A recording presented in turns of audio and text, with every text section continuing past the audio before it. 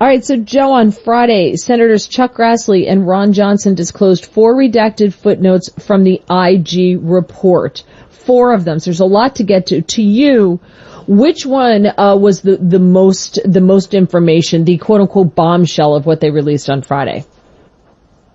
Well, I think their information was important because it demonstrated that there is now conclusive evidence, if anybody really needed it, that the FBI was engaged in not only selling disinformation, but knowingly selling disinformation to the FISA courts. Those 4 footnotes are very important, and that's why they were kept classified, and the reason is they were classified because they implicate foreign governments, probably the United Kingdom more than any one, and also very sensitive Russian intelligence sources that the CIA is aware of. But more important than the footnotes is, excuse me for jumping ahead here, but the headline today is, Bill Barr announced that there are going to be indictments in this case. Mm-hmm. When he went on the Laura Ingraham show the other night and gave an amazing interview for an Attorney General of the United States, he said, yeah, sure, John Durham could write a report, but that's not what he's doing. He's getting ready to bring indictments if he has the evidence, quote unquote. But the if he has the evidence is like a passé footnote. What the Attorney General was saying after saying that Crossfire Hurricane was one of the greatest travesties in American history, and that he's deeply disturbed about what the evidence that he has seen, I think it's pretty clear that John Brennan, if he doesn't have a lawyer now, then he better get one, because the indictments are coming. As we have discussed on this program for a long time, this was never about John Durham writing a report. He can do that if he wants to, but the most important thing is to bring indictments. And the Attorney General just said to us, that's exactly what he's doing.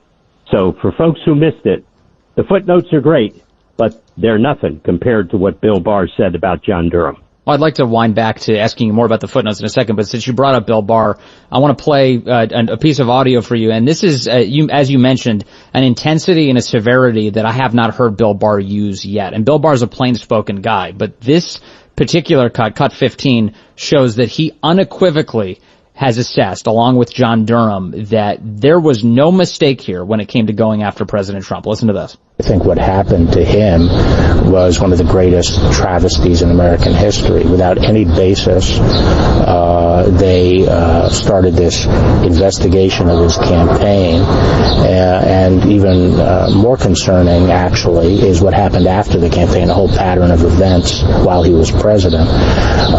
To sabotage the presidency, and I think that, or at least had the effect of sabotaging the presidency. In other words, the greatest travesties in American history is opening this without basis, this investigation, while he was a candidate, and then what's even worse, sabotaging the presidency. Yes, this has been the obvious truth to anyone who would assess the available public evidence from day one.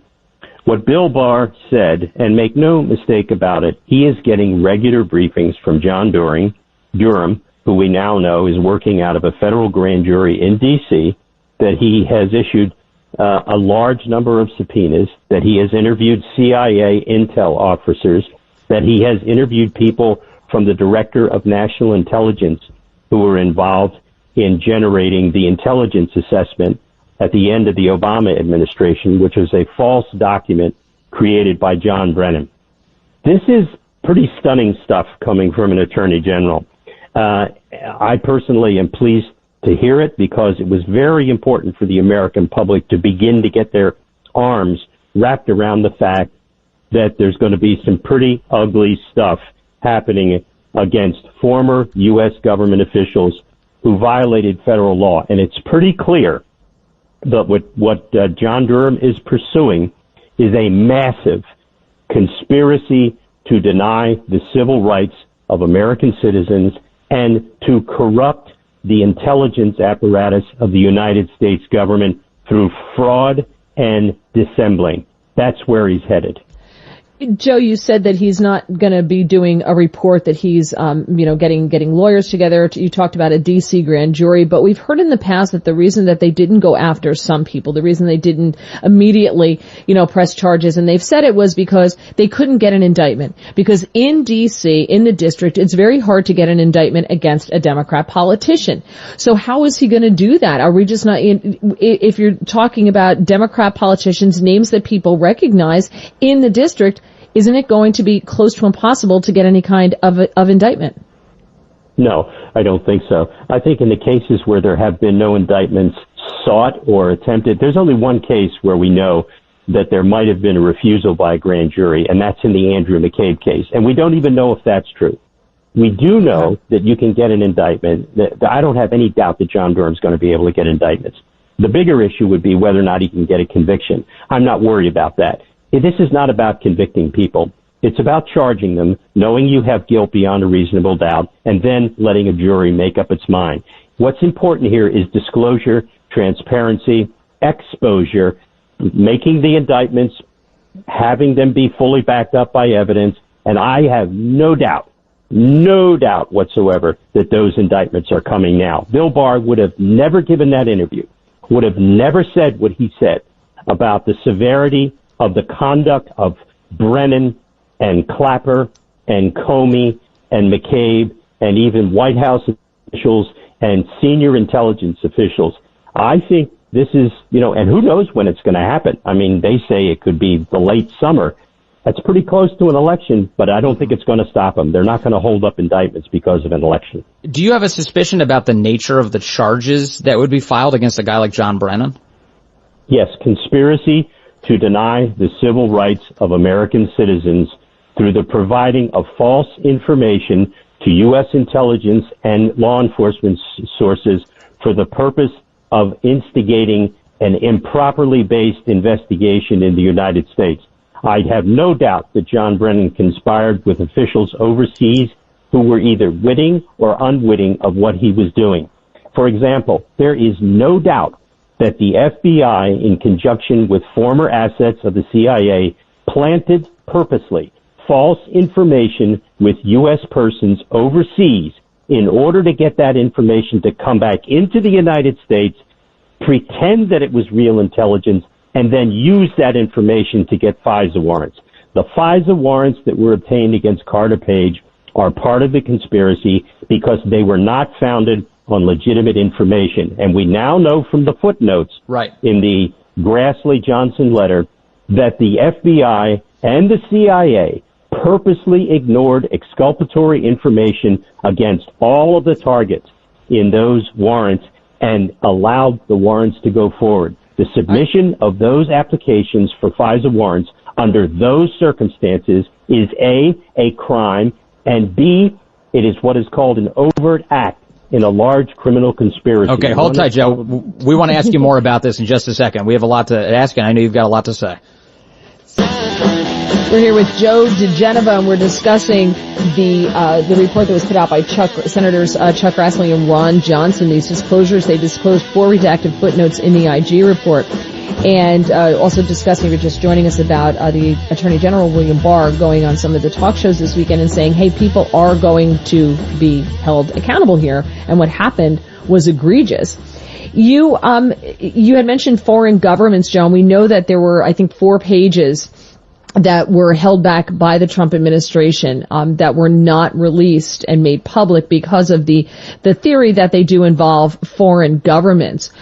Will we now see those 4 pages? Will we now see what's involved in that and the governments that may be involved in this and exactly what they did?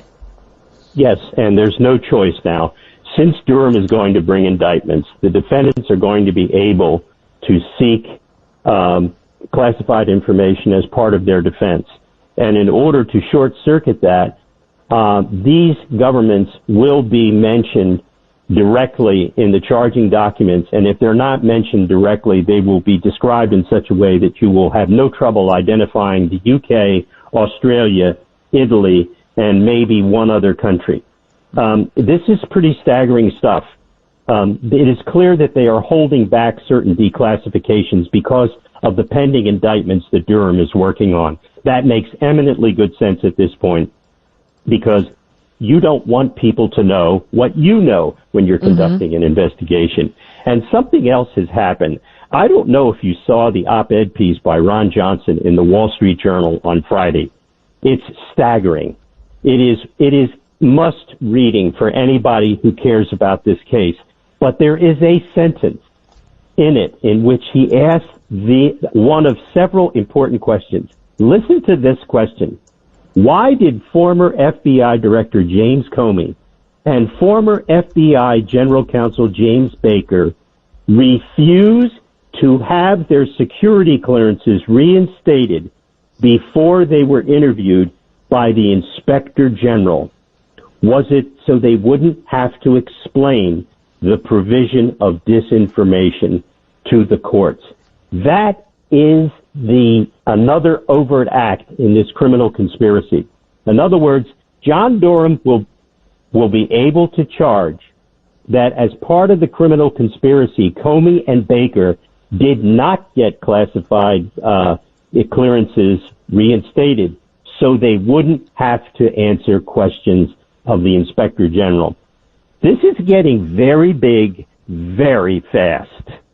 It's amazing. You know, when we were talking about this earlier this morning, Joe, one of the things that is abundantly clear is that this information was in the control of the FBI for so long now, for years, that they were confident that this was Russian disinformation, and never once during what seemed to be hundreds of leaks about this case did that information ever come out. These were always leaks designed to hurt the president, to create a swirl of scandal around President Trump, and instead, as the truth bears out, and as we're finally getting to see everything that the FBI knew through all of that time, it constantly bears out in the president's favor.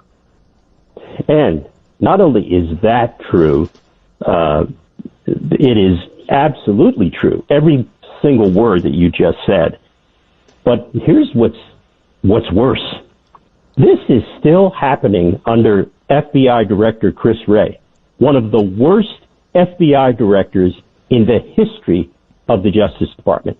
That this type of dissembling and deceit and deception could happen this far into the Trump presidency with a new FBI director who is supposed to be cleaning house, which he is not.